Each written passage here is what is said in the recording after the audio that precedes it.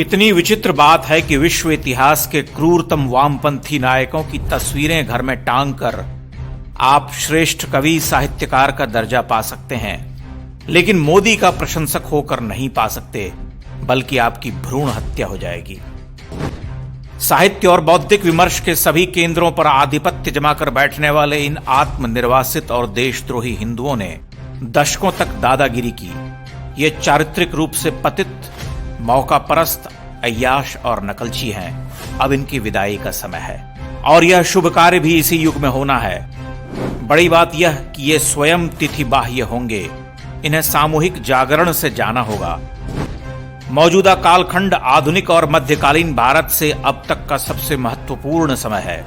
भारत की स्वतंत्रता तो इस महान समय के सामने बौनी है, क्योंकि तब तो नेहरू के चेलों ने इस देश को निरंतर नीचे ले जाने का नीच कर्म किया। पिछले 70 वर्षों में इस देश का मेरुदंड झुका दिया गया। उस सत्ता हस्तांतरण ने देश को हताश किया। इतना पतनशील, मोहांध, भ्रष्ट और टूटा हुआ भारत तो कभी रहा ही नहीं। लेकिन हमें हर्ष होता है कि हम हर विकट समय को पराजित कर उठते रहे हैं। हिंदू सबसे प्राणवंत जाति है। उसका एक बड़ा वर्ग भटक सकता है, मोह से गिर सकता है, मगर अफ्रीकियों की तरह अपनी स्मृति से उखड़ नहीं सकता।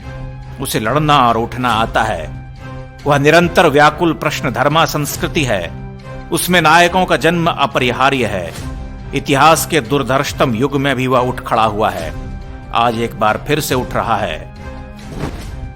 आज जो लोग हम जैसे लोगों पर हंसते हैं, उन्हें आने वाले वर्षों में मुंह छिपाने को जगह नहीं मिलेगी। यह विरोध, पुरस्कार वापसी, जेएनयू ब्रांड का हंगामा सब कुछ अंतिम हथियार हैं। वे प्राणपण से लगे हैं, किसी तरह से इस सत्ता को उखाड़ फेंकना चाहते हैं। परंतु अब जिस धूमकेतु से उनकी भिड़ंत है वह असाधारण है। उसे ध्यान से देखने की कोशिश करो।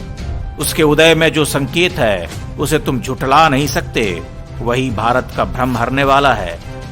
जागो जागो आया प्रभात, बीती वह बीती अंधरात, झरता भर ज्योतिर्मय प्रपात पूर्वांचल।